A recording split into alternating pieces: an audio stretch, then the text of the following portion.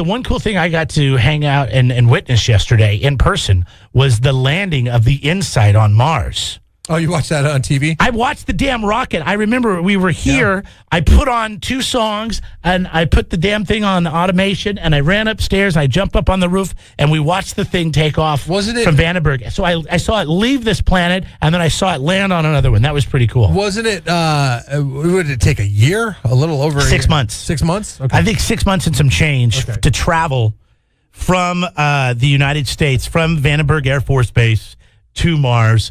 And then I know that when anything happened, because I was on the NASA channel. Do you have this? No. Oh, okay. I mean, I'm sure I could find it. I didn't know I had it. I figured I'd look, and I had a NASA channel because I heard about this on DirecTV. It's like buried in the 300 or 400s. And I found the NASA channel, and I locked it in, and I recorded it all day, and I was watching all the coverage. And it was like some Connie Chung wannabe kind of hosting the thing. And they had all the guys that were important. And they were saying that anytime they get any kind of message from this, I don't know if it's called a rover or whatever this spaceship is that they landed on Mars, it takes 8 minutes for that message to travel from Mars back to Earth. Isn't that pretty wild? So whenever whenever it was saying, okay, it's now re-entering the Mars, it's entering the Mars atmosphere. That happened 8 minutes ago. And then the chute's deployed. That happened 8 minutes ago. And then it landed. That happened 8 minutes ago. So when they were actually getting the information, it had already happened. I saw the celebration of everybody in the control room last night on the news when I got home. And everybody's pretty excited. That was like, I mean, they were literally over the moon, pardon the pun, but I mean, they were crazy. I mean, they were so excited about this. Yeah, we got a little 50 meters, constant velocity. 37 meters. I saw this woman. 30 meters. She looks like she lives in Idaho, but she lives in California. I think in the valley is where this is at. Okay. And she looks like because she's still from the 80s. Touchdown confirmed. See what I mean? Everybody's like super excited. She was shaking. Everybody was excited. I had a tear in my eye. I thought this was a big deal. I don't know why. I became overwhelmed knowing that these people have worked on this project for decades. And, and then they've been waiting 6 months, and it came right down to this last moment, and all their hard work.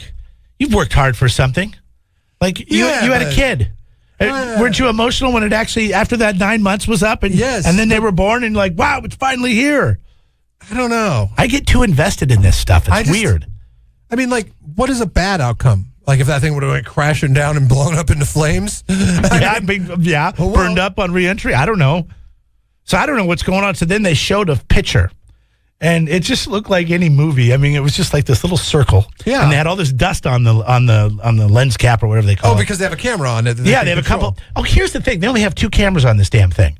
Yeah. Are you kidding me? You had 12 rockets to land it, these little rockets to land it, but you only have 2 cameras on the entire rover? I mean, I think you could get like a surveillance system at Harbor Freight for like less than $300. It's got 6 cameras. Costco's got like a 24 camera. I saw it on Black Friday.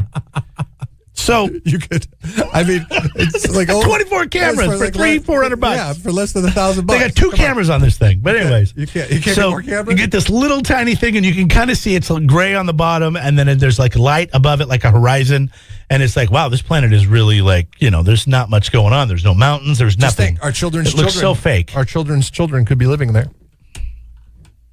I don't know. Do you think this is a conspiracy theory, or do you think we really landed?